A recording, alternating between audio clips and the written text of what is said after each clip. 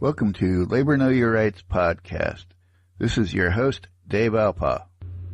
Brought to you by the National League of Justice and Security Professionals.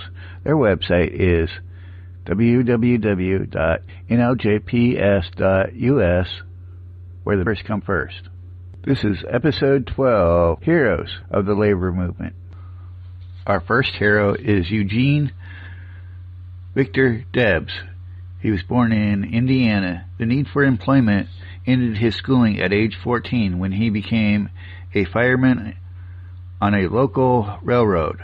Later he took night classes at the local business college in his spare time. Giving up his job as a railroad fireman in 1874, he took up another job as a billing clerk in the wholesale grocery firm of Holman and Cox. 1875 was a busy year for Debs.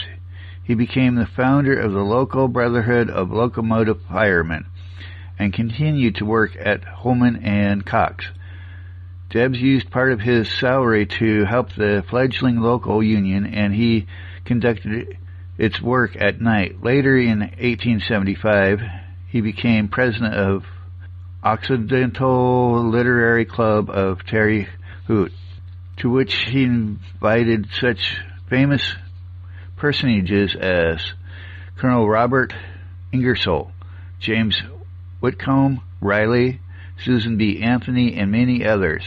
5 years later, he was elected the Union's National Secretary-Treasurer. He was also politically active, serving as the town clerk of Terre Haute, 1879 to 1883. In 1884, Debs was elected state representative to the Indian General Assembly as a Democrat representing Terre Haute and Burgo County. He also served in 1885. In 1893, Debs became president of the American Railway Union, the first effective industrial union in the United States. The ARU made its mark in 1894 with a successful strike against the Great Northern Railway, when not a wheel moved on the railway for 18 days until the company finally granted the union's demands. On May 11, 1894, the Pullman boycott and strike in Chicago began, and on July 23rd, Debs and the leaders of the ARU were jailed for defying a federal injunction to return to work. In May 1895, Debs and the leaders of the ARU found themselves back in jail, but this time it was for contempt of court in connection with the Pullman strike. In 1905, Eugene Debs helped to establish the International Workers of the World, IWW, but soon found the organization too radical for his tastes. Eugene Debs made later presidential runs in 1908, 1912, and 1920, the last of which was the most successful with nearly 1 million votes. During World War I, Eugene Debs was a highly visible and vocal pacifist. On June 16th of 1918, he delivered a famous anti-war speech in Canton, Ohio. He protested World War I, which was raging in Europe. He was arrested because of the speech and convicted in a federal court in Cleveland, Ohio, under Wartime Espionage Act. He was sentenced to serve 10 years in prison and disenfranchised for life. In other words, losing his citizenship. While Debs was serving his sentence in Atlanta, Georgia, his humility, friendliness, and his assistance won him the respect and admiration of the most hardened convicts. Debs ran his 1920 presidential campaign from behind bars. President Warren Harding pardoned Debs in 1921 on December 28th. Debs arrived home in Terre Haute, where he received a tremendous welcome from thousands of Terre Hautans. Ill health prevented him from resuming active participation in politics. Debs would spend the rest of his life trying to recover his health, which was severely battered while in prison confinement. He wrote numerous articles and made several speeches until 1926, when he was admitted to Lindlar Sanitarium just outside of Chicago. He died there on October 20th, and his body was brought back to Terre Haute for burial. Eugene Debs was regarded by many, perhaps unfairly, as a wild-eyed radical socialist, and unionism were highly suspect in his days. Debs was a man of great personal charm who by the end of his life had gained the grudging respect of many of his former opponents. John Lewis, President of the United Mine Workers of America from 1920 until 1960 and founding President of the Congress of Industrial Organizations, CIO, John Lewis was the dominant voice shaping the labor movement in the 1930s. The CIO owed its existence in large measure to Lewis, who was a tireless and effective advocate of industrial unionism and of government assistance in organizing basic industry. John Lewis was born in Lucas, Iowa on February 12, 1880, the first of 7 children. Lewis completed nearly 10 years of formal education before joining his father in the mines at age 16. As a young man, Lewis served as the recording secretary of the UMWA Local 1933. In 1901, he headed west, where he rode the rails for 4 years and experienced firsthand the hardships of workers across the country. The Lewises moved to Panama, Illinois, where John was elected president of UMWA Local 1475. Lewis lobbied the Illinois legislature on behalf of workers' compensation and mine safety legislation. Coming to the attention of Samuel Gompers, president of the American Federation of Labor, AFL, hired as a national organizer and field representative, Lewis served the Federation from 1910 to 1916 while working closely with the incumbent UMWA President John P. White to defeat socialist and radical insurgents seeking to control the Union. White named Lewis UMWA International Statistician at the beginning of 1917. An able analyst and effective negotiator, Lewis quickly emerged as a dominant figure within the union's leadership, cooperating with federal efforts to regulate mining production and labor relations during World War I. Lewis helped win substantial wage increases for miners in the central bituminous coal fields, and in the fall of 1917, after the appointment of the UMWA president to a position on the Federal Field Board, Lewis became the union's new vice president. He became acting president of the UMWA in 1919 and formally took over the job in 1920 when his predecessor resigned.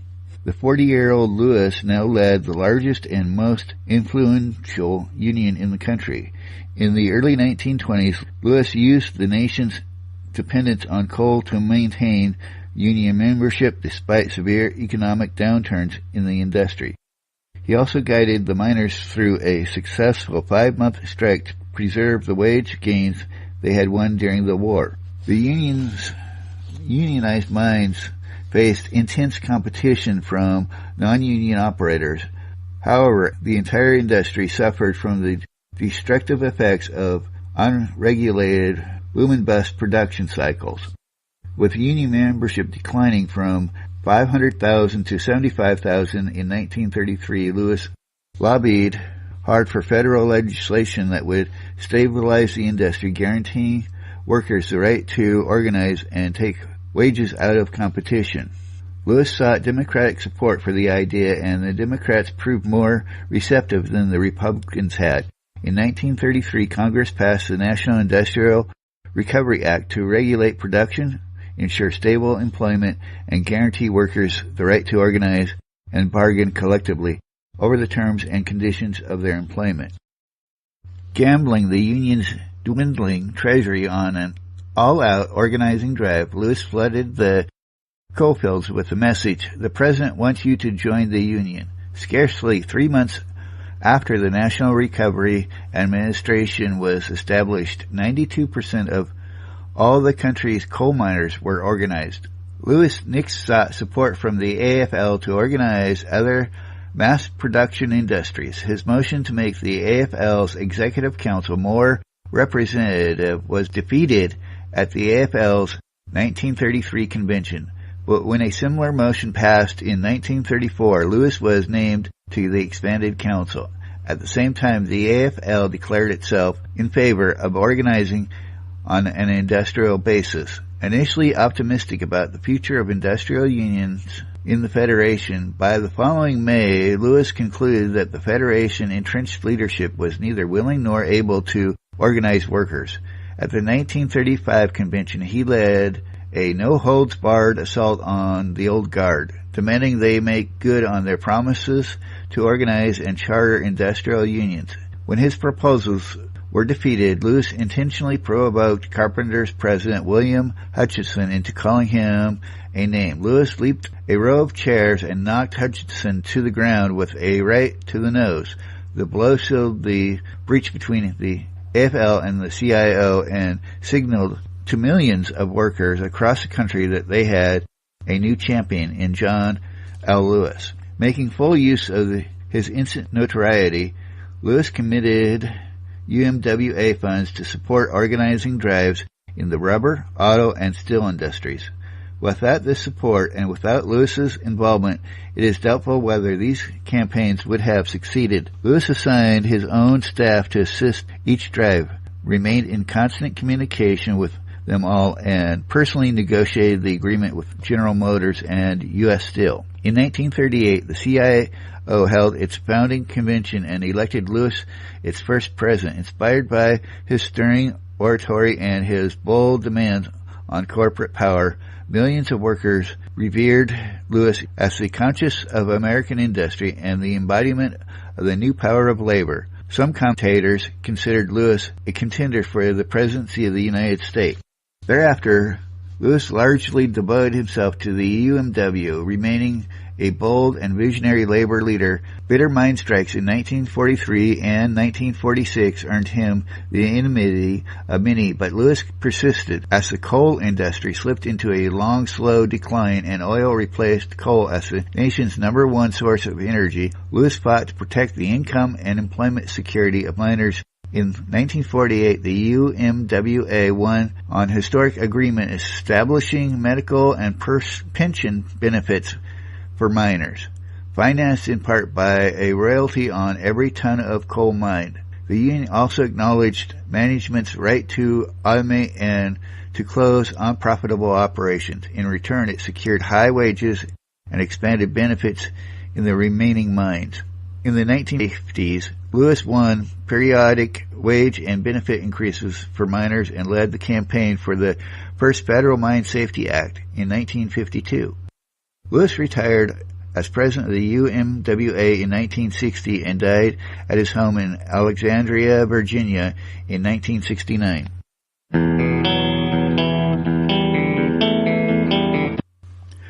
Victor Reuther. Mr. Luthor was one of three brothers who led the United Auto Workers during its mid-century heyday, while his brother Walter was the prominent union president who wielded influence in national politics for almost a quarter of a century, and Roy Reuther handled legislative affairs. Victor Reuther's role was at first the union's education director and later the union's international director. He had lived in Washington since 1954. A passionate believer in the ability of unions to help working people with a broad range of social issues beyond paychecks and benefits, Mr. Reuther forged a career spanning the eras from labor's flirtation with Russian socialism to its alarm at the outsourcing of what were once union jobs to third world countries.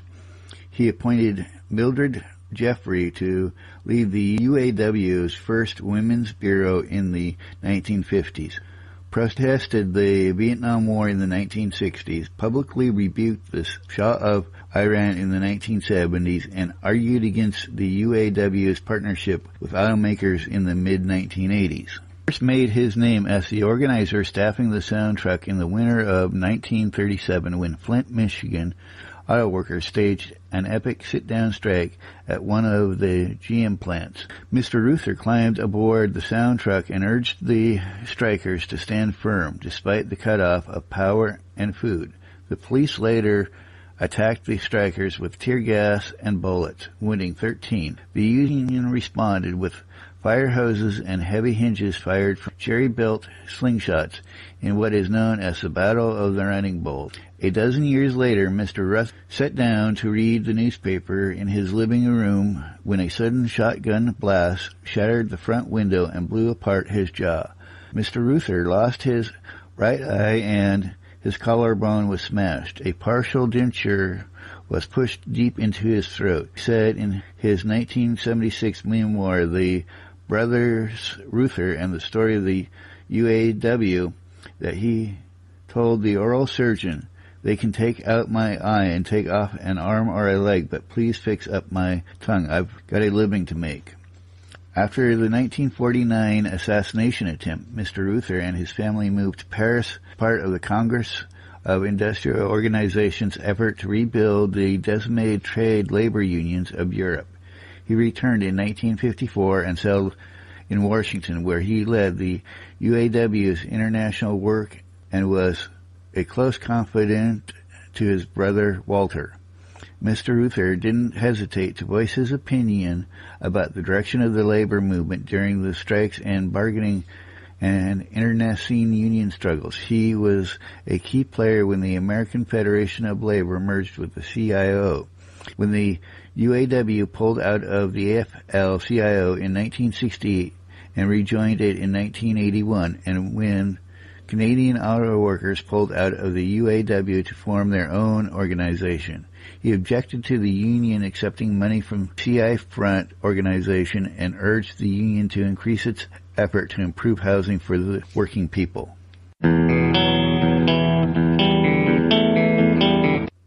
Labor Know Your Rights podcast. We are located at www.laborknowyourrights.com, all one word. Please go to iTunes and rate us. It helps others find the podcast. This podcast is brought to you by the National League of Justice and Security Professionals, where the members come first. They're located at www.nljsp.us. You can contact us to leave a message, suggestions for future podcasts, questions, or just to say hello at laborknowyourrights@gmail.com. Thank you very much.